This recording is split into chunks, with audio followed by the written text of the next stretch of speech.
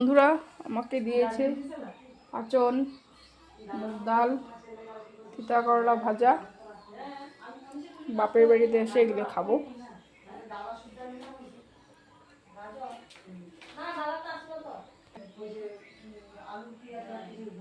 দেখো বন্ধুরা, খেতে বসে গেলাম।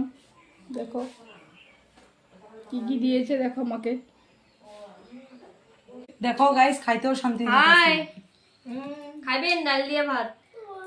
পাচন নানান ধরনের সবজি মিশিয়ে একটা সবজি হয়। আজকে আমাদের এই বিহু সংক্রান্তি, আপনারা কে কি খান জানাবেন কমেন্টে।